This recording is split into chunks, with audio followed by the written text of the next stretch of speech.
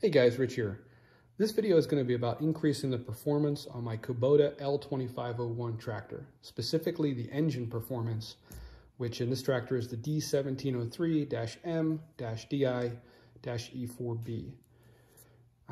Before we get into the fun stuff though, we got to do a little bit of homework. Because why am I doing this, right? I mean, yeah, of course it's fun to tinker with stuff, and I'm not going to lie, that's part of it, but you know, why do I want to increase the performance? Well, historically, Kubota sold the frame size tractor that I have, the L2501, starting at more around mid-30s from a horsepower perspective. But when the EPA released their new rules for diesel engines in any type of equipment, I don't remember exactly what year this went into effect. I know they published it and then companies had so many years to comply. But at the point we are now, and for some years in the past, any piece of equipment with a diesel engine greater than 25 horsepower requires after treatment. And I don't have a problem with that. It's not that I disagree with that ruling, but in any type of, operating procedure or rule system, you have to draw the line somewhere. And the line in this case is drawn at 25 horsepower. Well, you always have weird things happening right around where the line's drawn. And it doesn't necessarily mean you should move the line. It's the reality of you got to draw the line somewhere, and weird things happen where you draw that line. In this case, in Kubota's tractor lineup, historically, while this machine would have had, again, closer to a 33 to 35 horsepower motor as a base, on upwards to a 40 or a bit more, Kubota now offers it starting with a 25 horsepower motor. Well, that's suspicious. Why do they do that? Oh, right, because they don't want to actually go through with the trouble of putting a particulate filter on there. Now, that's not entirely true. They do sell this tractor today, this frame size tractor with a larger motor with particulate filtering or with after treatment of the exhaust. However, myself and a lot of other people are attracted to the low price and the simplicity of the all-mechanical diesel engine in this tractor. And it is a bit frustrating that, it's rated at only 25 horsepower, or I think it's rated at like 24.8 or something like that. We'll get into that. Just to make sure that they stay under the limit, right? So I'd like a little bit more. Again, historically, this frame size has had more horsepower, and while I don't think the tractor is underpowered, it's not the word I would use, there are times where it feels like the frame size could use a bit more oomph, particularly when you're traveling with it, trying to get from one place to another. Maybe there's a bit of a grade involved, or maybe you're running a piece of equipment at the PTO. In my case, I blow snow in the winter with this machine. And in deep snow, I do have to go, fairly slow. It works, it's fine. It's adequate, but more power would be nice. So I started doing some investigating on, how it is that they managed to get such low horsepower, quite frankly, out of the motor in this tractor. And this is the specifications, everything I'm gonna show you here is direct from Kubota. None of this is from some third-party resource or made up by, I don't know, some guy in another country or whatever else. Everything I have here is straight from Kubota. So here's the specs on the motor that's in the L2501. Again, it's the D1703-M-DI-E4B. And the displacement, 1.647 liters. It is direct injection with a rated output speed of 2200 RPMs, and at that RPM it produces 18.5 kilowatts or 24.8 horsepower. Again, suspiciously just below that 25 horsepower that they can that keeps them away from that rule of having after treatment on the exhaust. And if you think about it, 1.6 liters, boy, that's a big motor to make only 24.8 horsepower. And it is a big motor to make only 24.8 horsepower. Now, maybe, if you're watching this video, maybe you've also read some of the forum posts on this or, done a little bit of thinking on your own. And this engine a lot of times gets compared with other similar motors that Kubota has released in the past that have around the same displacement but make more horsepower. In fact, there is a variant of the D1703 that was sold in a piece of US equipment, I don't remember which one offhand, that was not direct injection, that this engine often gets compared to. It says, hey, well, you know, the engine's capable of a lot more horsepower. And, you know, the argument always comes up, well, it's not the same block, it's not the same engine. And in many cases, in those discussions, that's true. And in fact, Kubota has never sold, prior to the release of this motor, has never, to my knowledge, sold a piece of equipment in the United States with the D1703 configured in direct injection. They do sell it elsewhere in the world. And again, like I said, everything here is from Kubota. This is direct from Kubota. Okay. By the way, the date on this, well, a couple things worth noting here before we keep going. This is rated based on SAE J1995, gross intermittent. And what I'm about to show you here is rated on the same thing. So, you know, fair is fair. We're not using a different scale to rate these on. And this motor is, I don't know if there's a date on here. I don't think there is. I believe this specification was published around 2004, I think. Maybe later. I'm not sure. Pre-2010, for sure. And take a look here. There's some striking similarities between these motors. See 1.647 liters, 1.647 liters. If we take a look at the bore and stroke, 87 by 92.4, they are identical. We take a look at the, actually, you know, physical dimensions, they all match as well to the pound and, you know, to the smallest measurement listed here. They're both direct injection. This is not the indirect injection version of this motor. There is available in something else that was sold in the US in the past. But look at this. It's a bit of a difference there. Now, of course, yes, it is rated at a higher RPM, so we would expect some more horsepower. But look how much more. Instead of 18.5 kilowatts, we have 27.4 or 36.7 horsepower out of the same motor. But Rich, how do you know it's the same motor? Well, to some extent, you're going to have to take my word for it. It's clearly the same block. They're clearly both direct injection. I have done quite a bit of investigating on this. I got a hold of the copies of the workshop manual servicing specifications for both of these engines. And so let's see, this one was published in 2014. This is for the motor that's in the L2501. In fact, this is the part of the workshop manual for the L2501 that applies to the engine. This is the workshop manual that is specific to the 03-M-DI, so the 1703 direct injection motors. And if I printed out the whole workshop manual, I could show you the page in the front that lists all of the engines that this applies to. But this applies to, this is the workshop manual for this engine. Okay, so I'm going to bore you, save you the boring details here, but I've been through the servicing specifications for these, which list everything from the lobes on the camshaft to just about everything that you could imagine. And the only difference is that I can find, again, all of our clearances are all the same. Our compression is very, very close. And I actually found a couple errors in both of these where they swapped measurements, they swapped numbers. They're probably typing this into a template, somebody in Japan, or maybe it's all done in Japanese and then somebody translates it for the English version. I don't know. But there are some very, very minor differences that are generally smaller ranges. It appears over time Kubota has gotten a little bit more picky with what the allowable limits are. The tolerances are tighter in the later engines. And when I say the tolerances are tighter, I don't mean necessarily that they've engineered it to have a tighter tolerance. The allowable limits are smaller. So where a wider range might have been acceptable on some of the older motors, the range itself is narrower. The center of the range is generally the same. And in some cases, I actually found where The numbers in metric matched perfectly, but it seems like they rounded to a different decimal point when they converted them to imperial.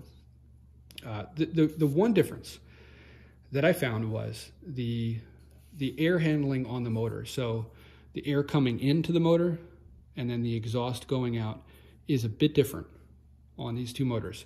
The angle of the valves, so let me find this on here.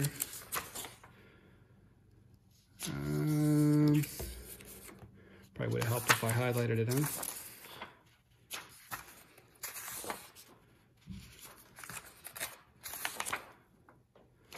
All right, where is it?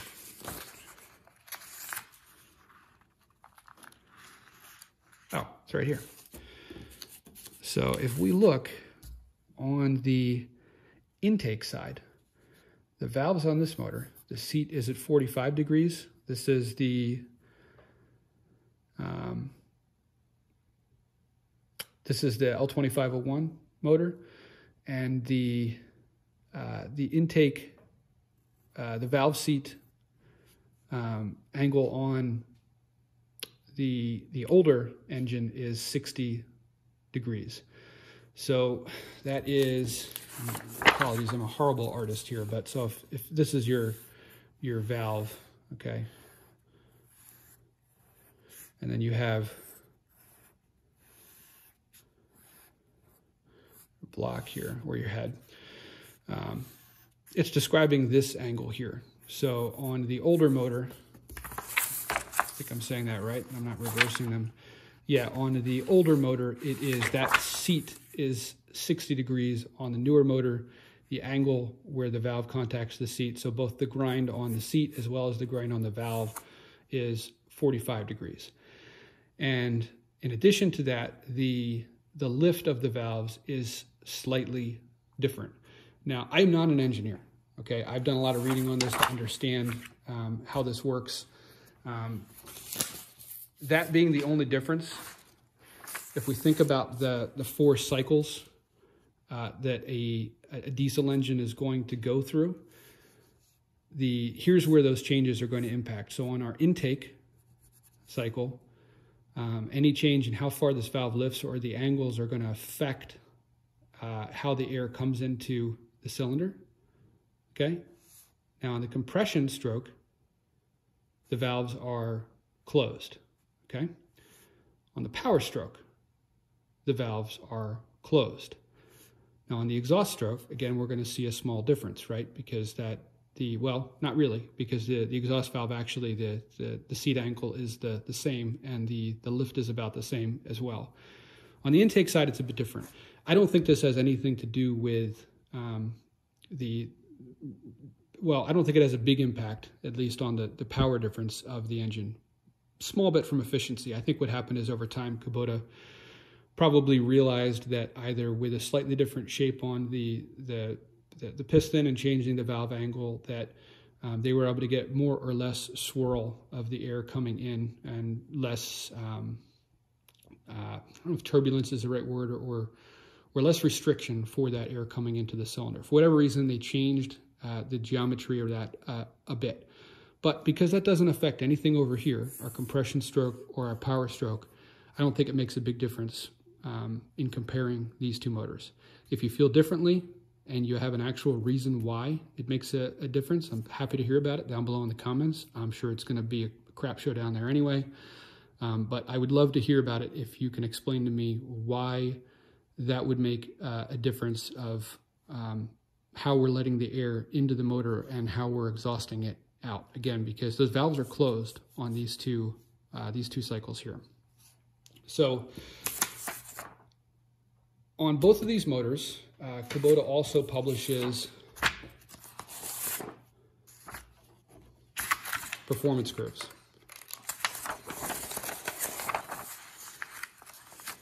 So here's the performance curve on the L2501 motor, the D1703, the D1703-M-DI-E4B, the newer variant of the motor. And here is the performance curve on the older version of this motor prior to the the rules that Kubota has to comply with for the EPA. Now, these look quite different at first, but it's tricky because one of these stops at 2,800 RPMs and one of these stops at 2,200 RPMs. In addition to that, because the older engine produces more horsepower, our vertical scale is also off. So what I did was I took both of these and I brought them into Adobe Photoshop, and I adjusted the scale so that we can see the performance specs of these two motors at the same scale on the same chart. So I had to scale separately the torque, the horsepower, and the fuel consumption, because really what you're seeing is three separate graphs. Even though you're seeing one graph here, Kubota's just representing all of these numbers on the same visual. You actually have three scales. You have your power output on this scale, you have your torque output on this little scale over here, and you have your fuel consumption on this scale here. So that's why you see these sort of in three different superimposed graphs, because the scales on each was different. I've adjusted them and scaled them so the scales are now the same. So here's 12 kilowatts on the dyno for the L2501 motor. This dyno doesn't even start at 12, it starts at 14 because our power output is higher, even at a lower RPM. But here's 14 on the dyno for the newer motor.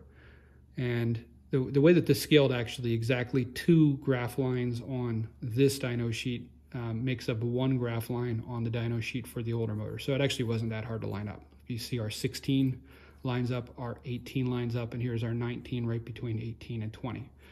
Same thing with the torque output. That one I believe ended up being, actually, I don't think that one was 2 lines per, it was just represented at a different graphical scale. So I think 1 line here represented 1 line on this as well. It's just we had to adjust the position. Again, this one starts or finishes at a lower number down here in the 80s, whereas this one stays in the 90s. So again, we're lined up. Here's 90 here, here's 90 here, here's 100 here, here's 100 here. And same thing with the fuel consumption down at the bottom. Now, worth noting, the fuel consumption is not in like pounds of fuel, it is in efficiency. Okay, so it's how much fuel we're consuming per unit of power that we're producing. So what does this all mean? Well, I was a little bit surprised at first to see how much of a difference in horsepower the older engine, that's not trying to comply with the EPA regulations, produces across the entire power band. You can see this engine is rev limited to 2,200 RPMs, and that's easy to change. We can change that just with a screw on the throttle stop. But you can see based on this curve, we're probably not going to pick up a whole lot more horsepower. This thing is already kind of flattening out. We might have some more perceived power just in spinning that flywheel faster, so able to absorb maybe some peak draws for power, but we're not going to see a significant difference in increase in power. One nice thing you would get is because all of the standard L series tractors have the same chassis, the same transmission, the same everything, you will actually get a higher traveling top speed as long as this is enough horsepower to support it, just by increasing your RPMs. Worth noting, the only difference that I've been able to find between the L2501 and the L series tractors that have higher horsepowers with the same frame is the PTO output gear. Since this engine only goes up to 2,200 RPMs, Kubota had to, basically configure the PTO output gear to hit the PTO speed in RPMs at a lower engine running RPM, so that equipment would run at the correct speed. Otherwise, everything is exactly the same on those tractors. And you can see that by yourself if you want. I went up to Messiks.com and looked through the parts list for all of the different L series tractors with the different engine options, and they're the same. So you're welcome to comment below that they're not, but I've done my homework there. You're welcome to go up and verify that yourself. So we see some pretty big differences here. And when I first look at the torque output curve, it looks like peak torque comes at a lower RPM. Well, yeah, I guess, kind of, depending on how you think about it, right? The reality is torque just stops increasing on this chart at a lower RPM because of the differences in these motors. All right, Rich, what are the differences in the motors? Well, there's two things that are making up this difference. Let's just focus on the horsepower line for a second. Notice they kind of start to climb at the same rate. This one really starts to flatten out as our RPMs go up, and it starts significantly lower. At 1400 RPMs, we're making just over 14 kilowatts. With the motor that's in the L2501, we're making over 16 kilowatts, probably 16.3 at the same RPM on the older motor. What gives? Well, two things. There's more fuel on the older motor. We're delivering more fuel per power stroke on that motor, and we're delivering that fuel earlier. That second part, the delivering the fuel earlier, is what's known as spill timing or ignition timing on the motor. Remember, in a diesel engine, there's no spark plug. The actual ignition is coming from on this compression stroke. Valves, remember, our valves are closed, and we're raising this piston in the cylinder here, so we're compressing the air in the cylinder.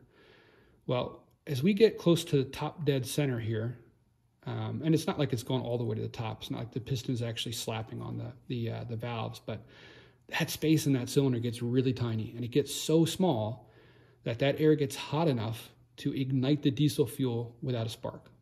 Yeah, I know. For those of you that know how a diesel engine works, I'm boring you, but it's important to understand what these performance numbers mean. So, oh, and by the way, in case I didn't mention it, these motors, the old motor and the new motor in the L2501 have the exact same compression ratio. It's not that the compression ratio is different. It's that we're putting more fuel into here and we're squirting it into the cylinder a little bit earlier. Okay, we're instead of injecting the fuel, well, let's take a look. It defines exactly what it is on here.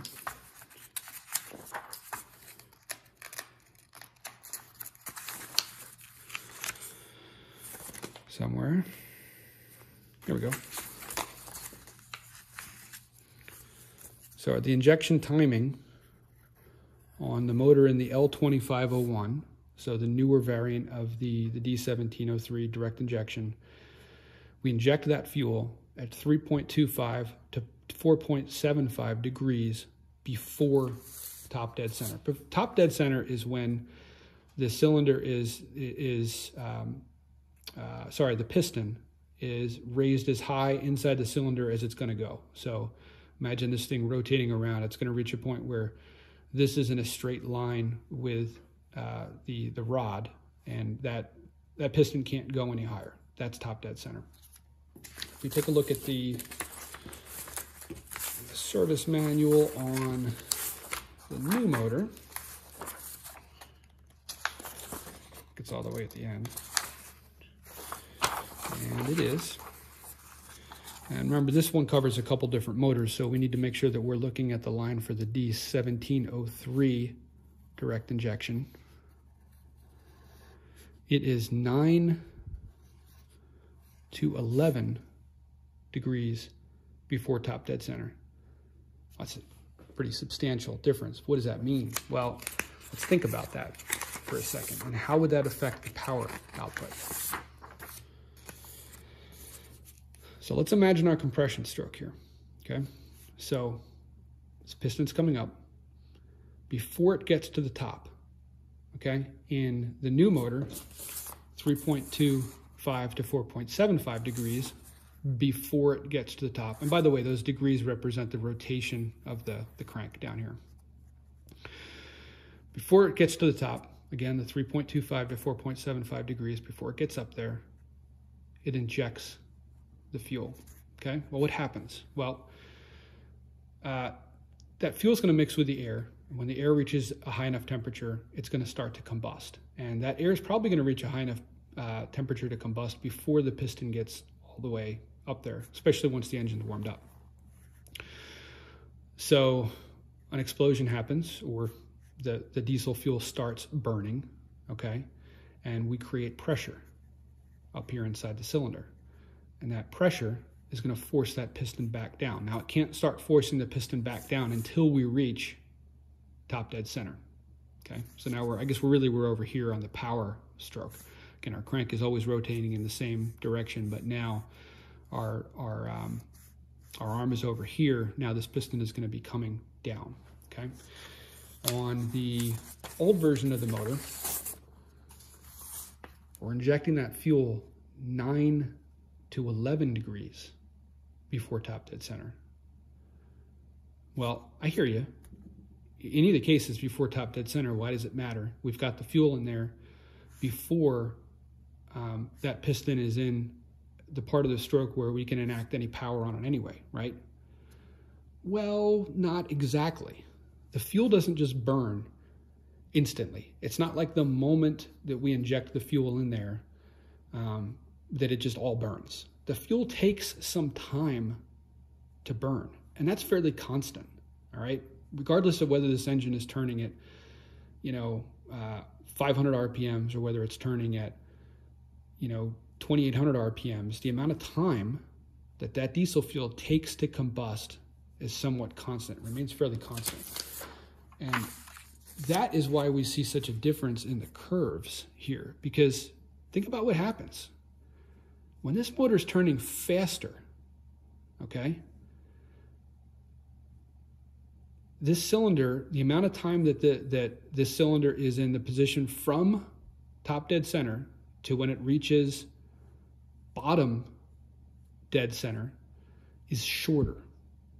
Okay, I didn't do the math. I didn't figure out exactly what it is, but it's a shorter period of time. We don't need the math to know that it's a shorter period of time, because the faster this motor's turning, the less time that there is in this power, the power part of this cycle, where that fuel has time to burn and push that piston down. So what happens is, if we wait to inject the fuel later, that fuel doesn't have enough time to impart the power on this piston coming down. And it's not even just that it doesn't have the time. The longer it takes, the lower this piston is when it imparts the power, the less force actually, or the less efficient the burn of the fuel is to impact the force on here. So imagine this, this piston is maybe a quarter of the way down. Here, I'll try and draw this again. I'm a horrible artist. But if this is our cylinder and our piston is at this point, and we've had most of our, our burn up here, there's not a lot of space inside of this cylinder. This is a small volume up here.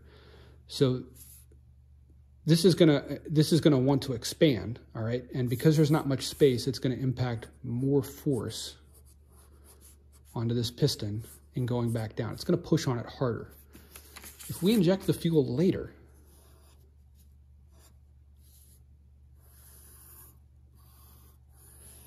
well, now, by the time that fuel finishes burning, our piston might be here, okay? And this isn't exactly to scale, all right? It's still pushing down on it, okay? And as long as we don't retard the timing too much, it finishes burning before this reaches bottom dead center. And you could say we're not wasting energy because it's pushing on the piston the whole way down, right? Well, yes and no, because this is a larger volume up here now. So this has more room to expand just inside the cylinder. So it's not going to push down as hard on this piston. That's why when you advance timing, you raise your cylinder pressure, because, and again, this assumes fuel settings are the same. Okay, this is like for like fuel settings. You're going to have a higher cylinder pressure here because we have a smaller space that burn is occurring in, okay? What else? You could have some dumb stuff happen if you try and go too far. If we advance our timing too much, so we start squirting the fuel in, if we start squirting the fuel in way too early, this thing is going to, remember, this is our compression stroke, so we're going up, piston's traveling up. That explosion is going to start to happen and start imparting a lot of force on this piston while it's still going up. That's a bad thing. Some of that does actually happen when you have the motor tuned to the peak power that it's going to produce, and some amount of that is considered acceptable, particularly at a low RPM in a mechanically operated engine. But a lot of it's a really bad thing. You're going to get loud clanking, and you can imagine the force imparted on all of the bearing surfaces here as this guy's coming up is really, really high. Again, you might still make peak power because we don't just have, this isn't a one-cylinder diesel. You have the force of the flywheel and the force of, you know, maybe another cylinder in a power stroke is going to get this thing all the way around. It's not like all of a sudden the engine's just going to stop. Okay, but we're not only wasting energy, but we're putting a lot of pressure on the engine. Same thing if we go in the other direction. If we wait too long to put the fuel in, the piston's liable to be all the way down at the bottom or close to bottom dead center before all the fuel even finishes burning. And it might burn, right? But it's not imparting that force onto the piston. Some other things happen here, and this is how we get into emissions. The higher the cylinder pressure, the higher the combustion temperature, the more efficiently we burn that fuel. Okay, and the more efficiently that fuel can transfer energy onto the piston. The problem with that is we get more NOx, which, you know, is a pollutant that I think the EPA is most concerned about. Now, there's some pros as well. The higher the pressure in the cylinder, the higher the temperature that this burns, the less soot we have, which maybe you're starting to connect some dots here, is one of the reasons why the engine in the L2501 seems to produce so much soot. A lot of people complain that, you know, they got their loader arms are black. It's the dirtiest, you know, Kubota tractor they've ever had. Well, yeah, it's burning the fuel at a much lower temperature. Okay. You probably won't have as high a soot output in comparison at a higher load, but particularly at a lower load. And, you know, let's be honest, how often do we spend with this thing just idling or putting around the yard, or even using the hydraulics? You're generally not working the engine that hard. You're working the engine the hardest when you're traveling from point to point, and using all of the power of the engine, and when you're running an implement, or maybe pushing dirt, some other stuff like that. But in general, these tractors are not used at the rated horsepower. So let's go back to this again. Another side effect of this is because this is a lower burn temperature and we're not even burning all the fuel, some of it just comes out as soot, we actually have lower fuel efficiency on the newer motor.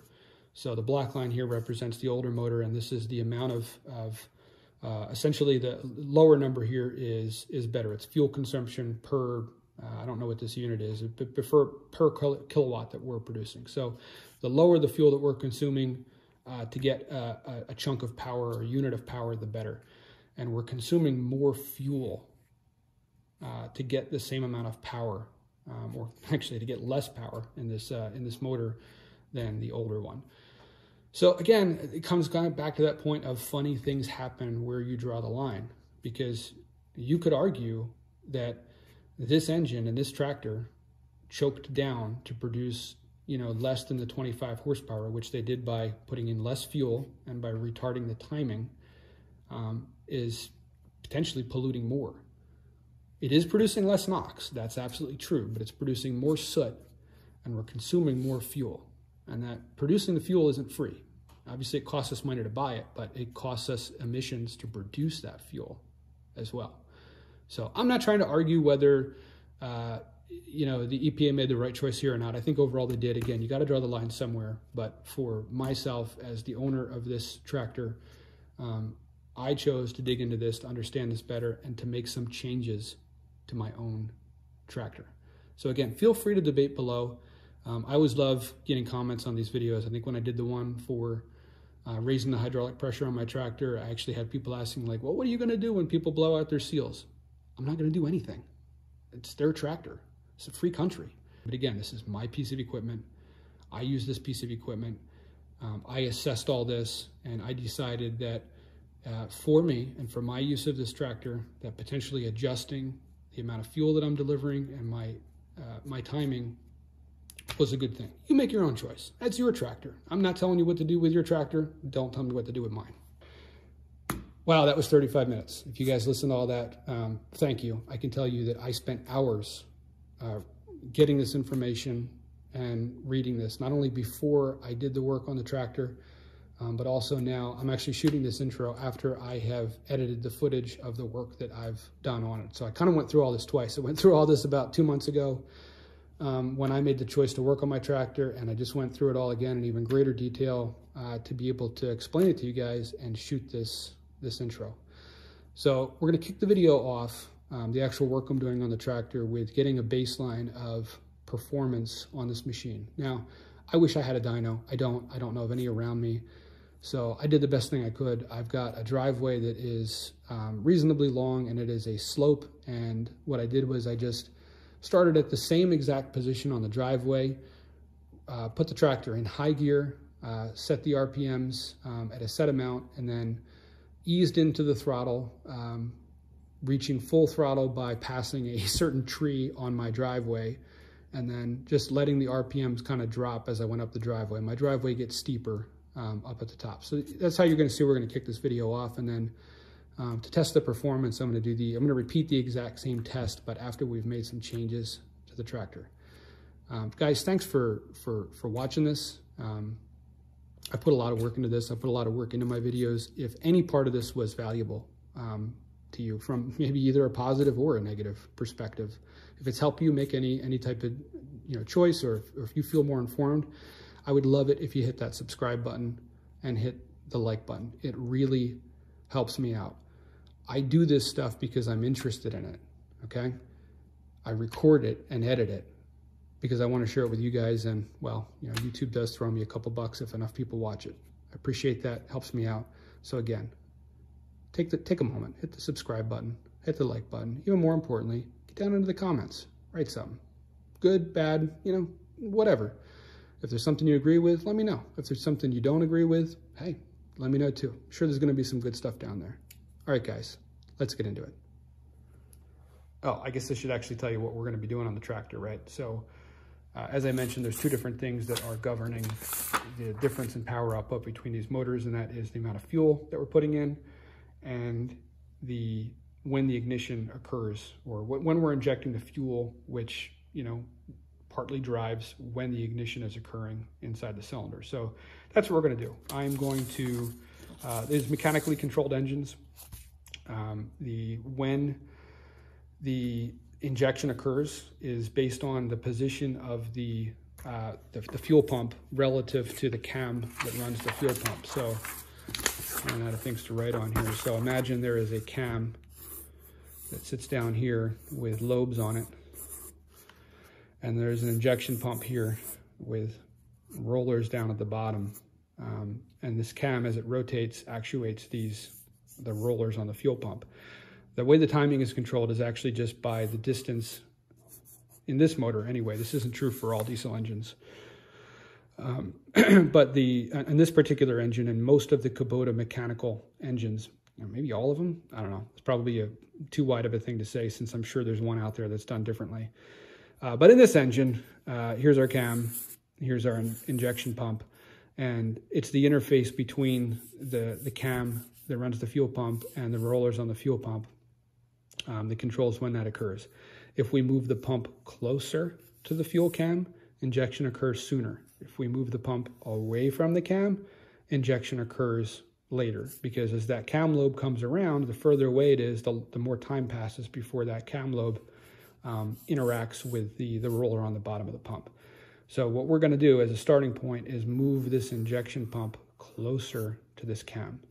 And Kubota does this in their motors with just shims. There's literally just a physical shim that sits, or shims that sit between the injection pump and the block where the cam that runs the fuel pump lives. So let's get into it.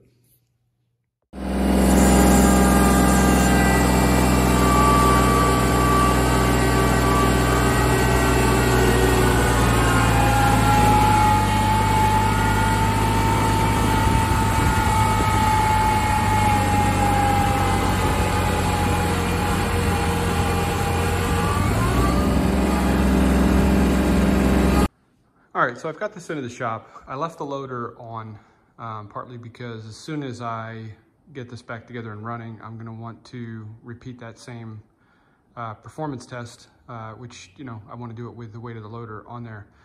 Probably have more access if I took the loader off. I'm just being lazy. I do have it set up on, the actual weight is on that heavy duty welding table and back up with a piece of metal in there as well. So I'm also hoping that I don't have to take a ton apart here. This definitely has to come off. Intake may need to come off, I'm not sure. So right now I'm gonna take this piece off here. This is just plastic. And it is held in place here. And I believe back here, I think it just slips off. I think there's pins and that slips off. Can't really see back there. I have had this off before. So let me get this off and I'll bring you back.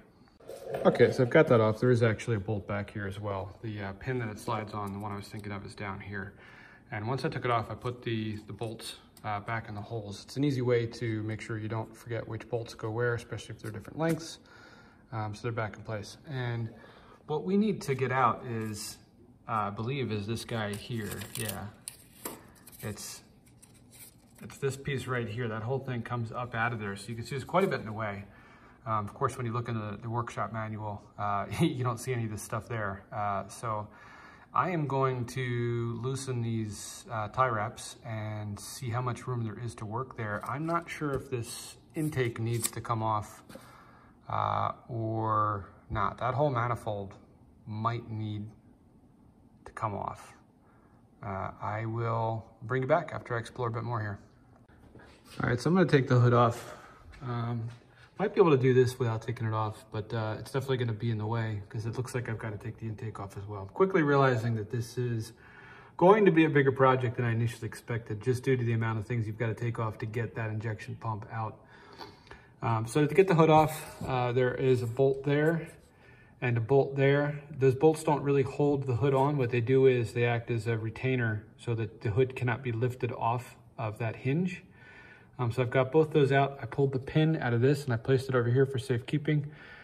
I'm going to slide that off now, and then you should be able to lift the hood off and also unplug that electrical connector right there. So I'm gonna do that. I'll bring it back again. Okay, hood's off. It was actually a little bit trickier than I expected. You've got to pull the pin off this side, completely remove that strut.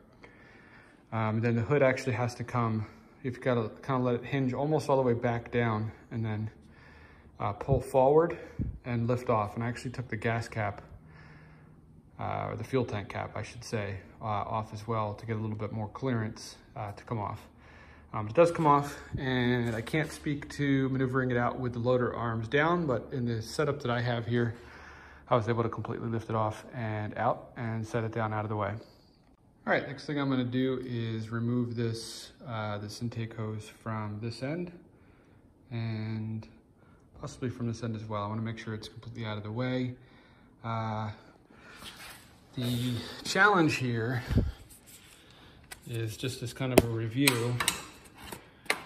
We have got to get this pump, this is the high pressure injection pump, to lift out of that housing.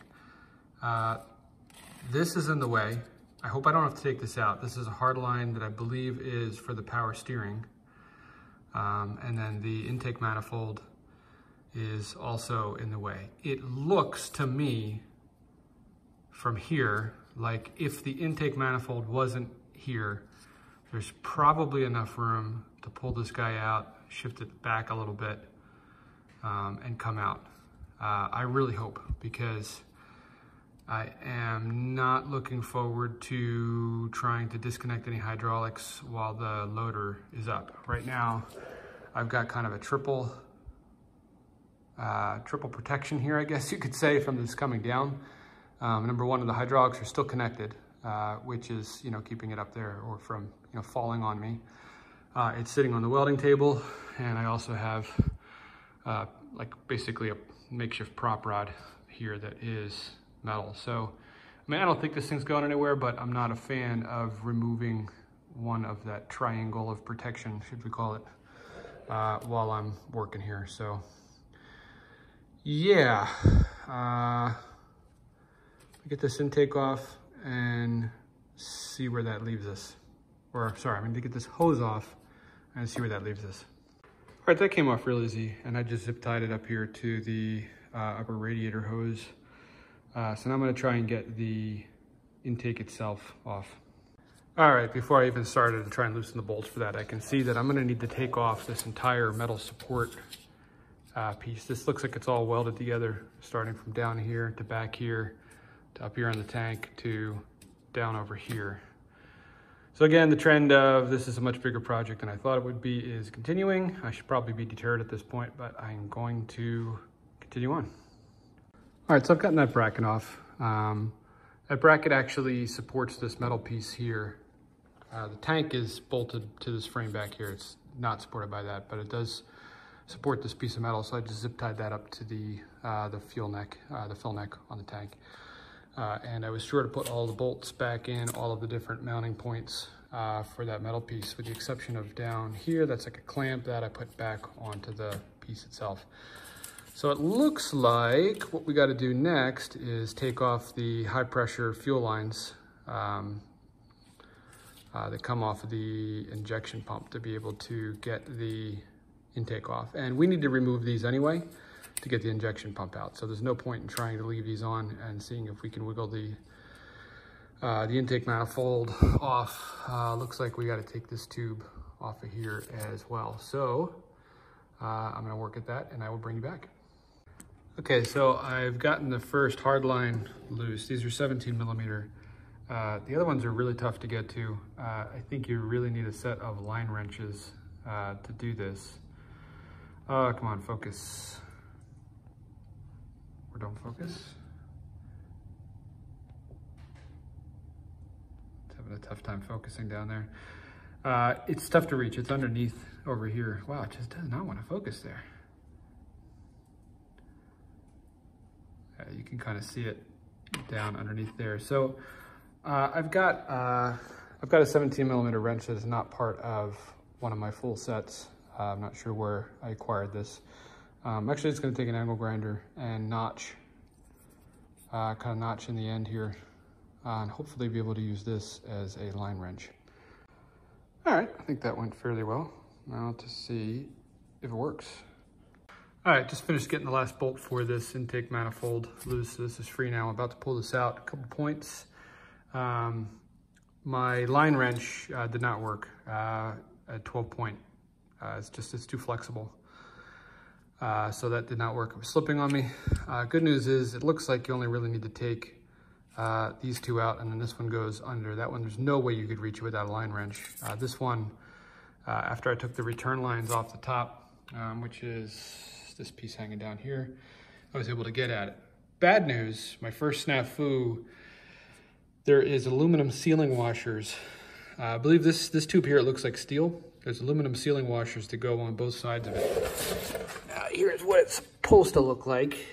They're actually attached kind of in this little U shape. The first one broke off, and I have both parts of it. The second one came out as one piece. The third one, one piece fell down in there somewhere, and I didn't realize they were aluminum at first. I thought, oh, let's get it with a magnet. But when I checked one of the ones that I had with a magnet, I could see they were aluminum, which makes sense. It's a sealing washer. So I'm missing one of those. Hopefully I find it when I pull this intake manifold off.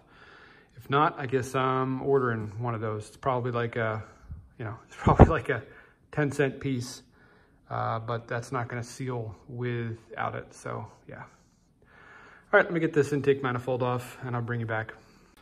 All right, intake manifold is out, and I believe I can now get this injection pump out. I really hope this hard hydraulic line is not gonna block it from coming out. You can see it looks like as long as I can tilt it a little bit, once it starts coming up, it'll be all right.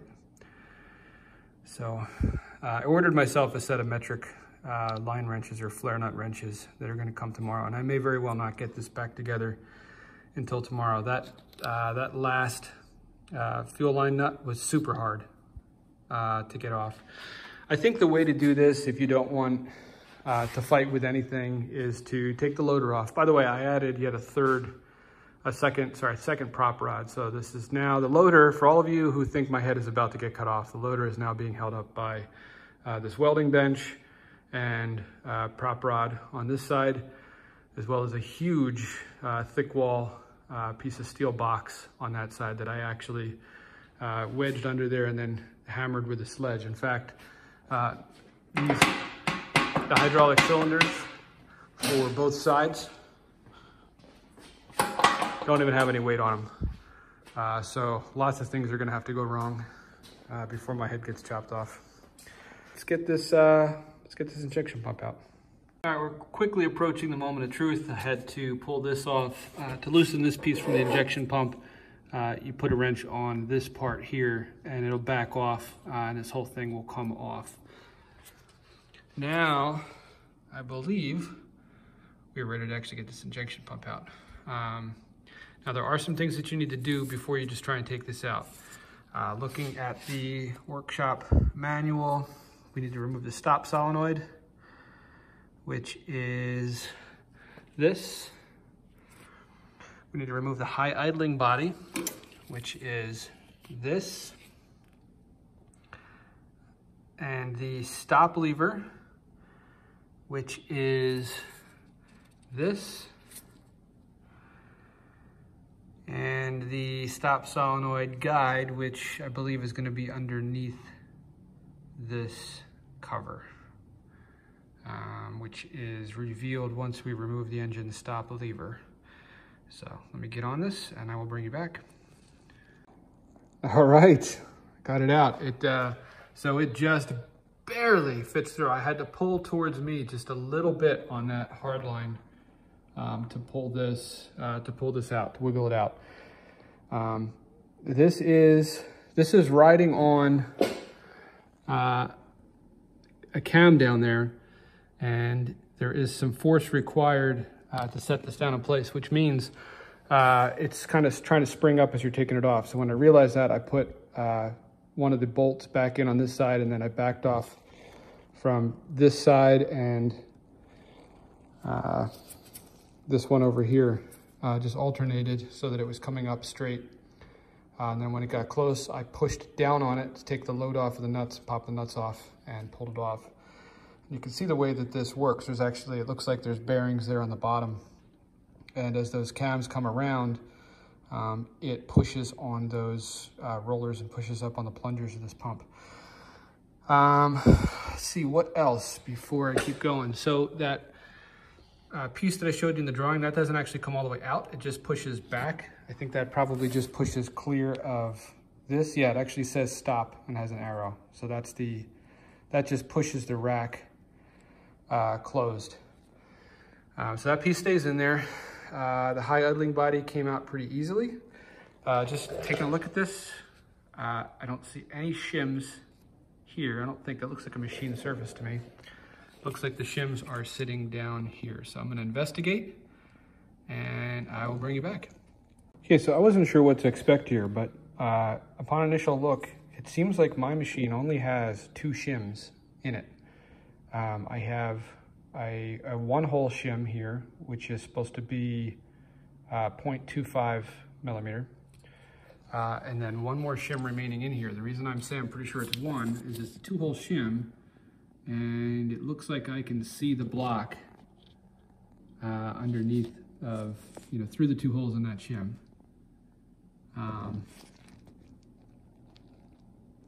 If I zoom in there, you can see that looks like 1 shim. And I will actually measure this one. I can measure the difference between the top of the shim and the block.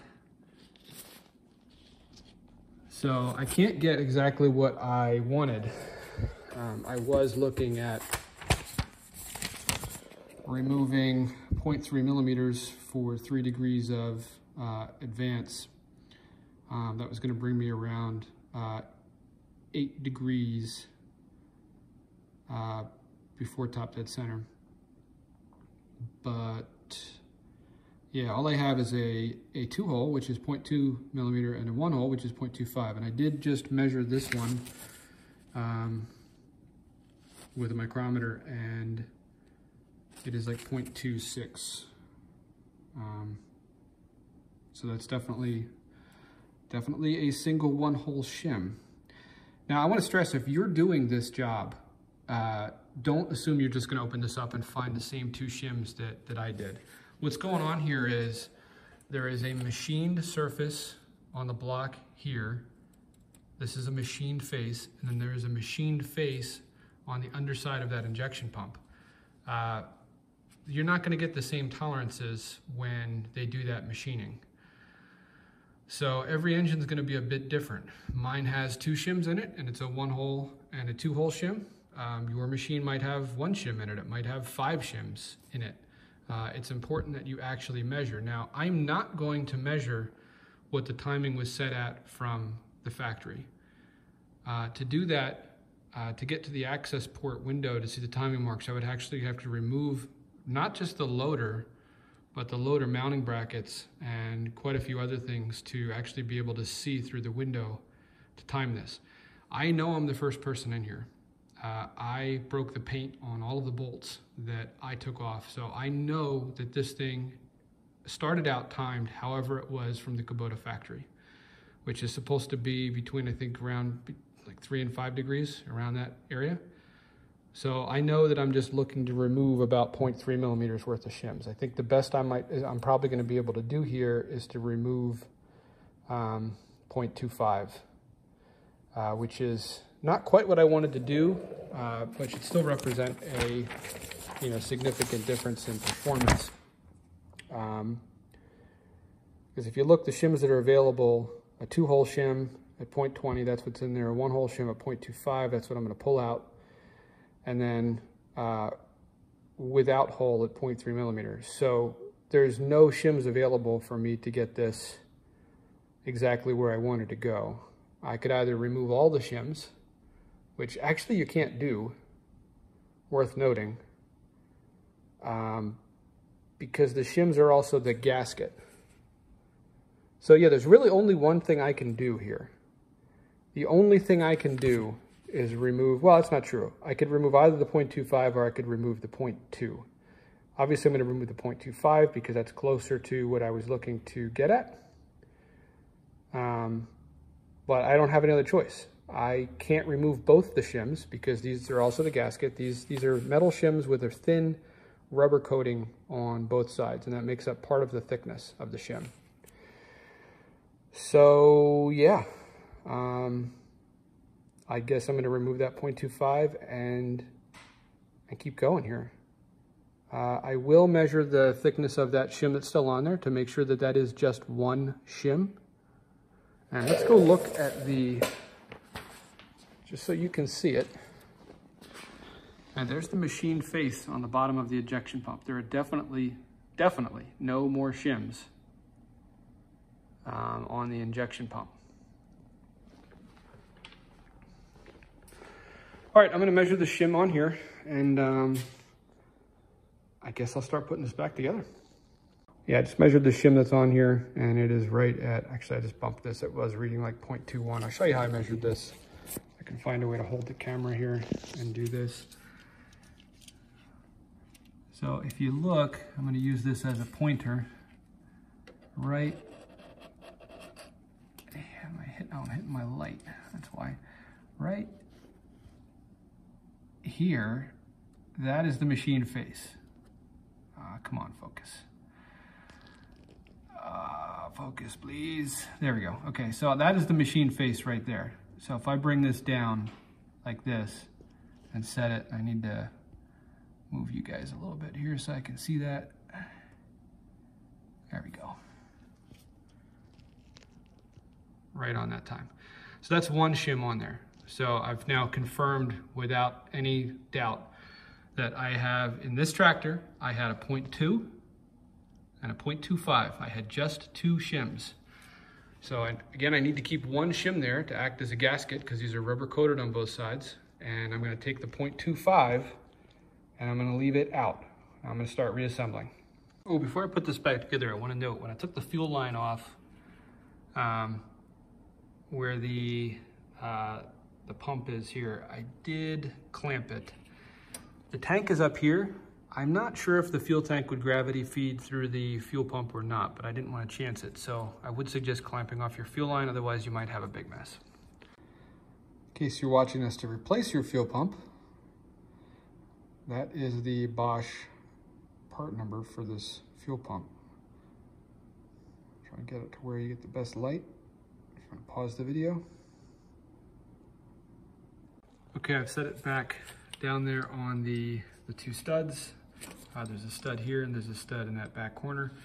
And I was very careful to wipe the machine faces on both the pump as well as the block. The last thing you want to do is get anything trapped inside of there, because if you do, it's going to increase the distance of those cams to those rollers in the bottom of the pump plungers, and your timing is going to be further retarded. Okay, so I've got this back on here, and I just tighten these down just snug. It's important that these get torqued to spec because they are compressing that rubber gasket a bit. These are marked with a 7 on the top, and these are M8 bolts. So if we look under tightening torques in the workshop manual, it is a grade 7, and it is not aluminum. So if we find M8, it is 18 to 20 pound-feet. So we're going to go to 20 pound-feet on these. We certainly don't want to be short on the torque on these. Otherwise, that's going to, again, retard our timing. Okay, this is now torqued. According to the workshop manual, the next thing to do is to reinstall the solenoid stop guide into place, which that's down in there. That's that little white piece. And we need to install the stop lever now, which is the piece that sits on top, that plate in the bar. Okay, I've got that on, and I've tested the operation of it. The limit points both tap this square base. What I did is I slid that white plastic piece in, because it looked to me like the little cam piece on the bottom of this pushes it in. So I believe that is the correct position for that. I'm not going to torque these yet until I get the rest of the things installed, just to make sure it all seems to be coming together the way it was. Okay, there's a copper crush washer on this. They are calling for a new one. I don't have a new one. I've had pretty good luck with not replacing these copper crush washers in other applications, so I'm gonna go for it. Hope I don't have any issues. Okay, the high idling body is back in. Again, reused the copper crush washer on that. And the correct torque for this is 33 to 36 foot-pounds, and it is 22 millimeters. So I've got a deep 22 millimeter socket here, and we're gonna get this torqued up. Okay, where the actual stop solenoid mounts, there is a O-ring here. Make sure that stays in place. I actually popped this out. I'm just gonna put a little bit of fresh silicone grease on it, just to make sure I've got a good seal between this and the actual stop solenoid. All right, it's all back together. Everything appears to operate correctly. So I'm gonna go ahead and torque all these down. And these are all M6. So these are going to, let's see, grade 7, M6. These are gonna get 7.24 to 8.3 pound-feet of torque. And you can laugh at me for using a torque wrench for all this stuff, but these are all sealing surfaces. They all either have gaskets or O-rings underneath. It's important that you torque it enough to properly compress that O-ring or gasket and not over torque it to distort the casting, because then it's not going to seal properly in the center. So if you've got a torque wrench, use the torque wrench on this stuff. All right, so I have reinstalled the fuel lines. I've reinstalled all of the hoses, with the exception of this guy. This came up to that metal clamp or that metal support bracket and just had like a little bit of a loop. This must be a breather for something. And I think I'm all set to test this. Everything's been torqued down. I did not bother putting the clamps back on all the hoses. I did on anything that I think has any pressure, but any of the breather hoses, I've just got them in place. This shield is still zip tied up to the fuel tank. I think I'm ready to test this, and I am honestly a bit nervous. I am 99% sure I've gotten everything back where it belongs, but this is sort of that moment of truth. And I also bled the fuel system by, you just open this, and you're supposed to leave it open for 30 seconds. I left it open for probably a minute or two. I did hear some gurgling. I'm hoping that fuel has mostly, air has mostly bled out of the system. I imagine there's still gonna be some air in there, so I don't expect this to just start right up and run smoothly. It's probably gonna be a bit rough until any of that remaining air gets out of those injector lines, potentially on both the high pressure and low pressure side. So, yeah, I guess it's time. All right, I did want to get this on video, so I went and I just hunted down my tripod, and I grabbed two other things as well as a just in case, because again, I'm not 100% sure I've reassembled this correctly. I'm pretty sure, but I don't want to take any chances. So I went and I grabbed a fire extinguisher, and not because I think we could have a fire, but this is a CO2 fire extinguisher. And I know that if for some reason this thing runs away because I've positioned the fuel stuff completely wrong, it's not gonna run without oxygen. So I can, even if it starts sucking air from someplace else, wherever it's sucking air from, if I discharge this to there, it's gonna shut it down. And then secondly, also grabbed just a hunk of wood here that I can put over the intake to shut off the air. That would be my first course of action. And if that fails, because it's drawing air from someplace else, I can use the CO2 fire extinguisher. So let me get you in the tripod here, and I think I'm gonna try and crank this over.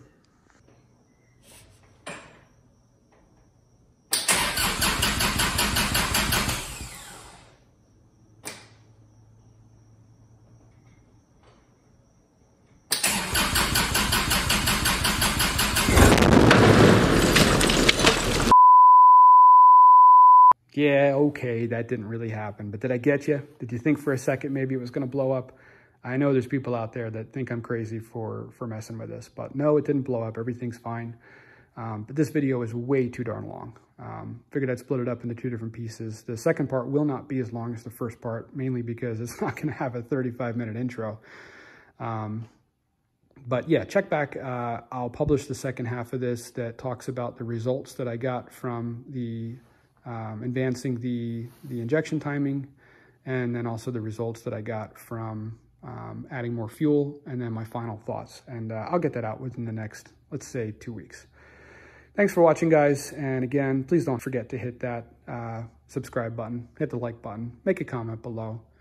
Again, I put so much work into these. I'd love to see the interaction that at least someone's paying attention. Take care, guys.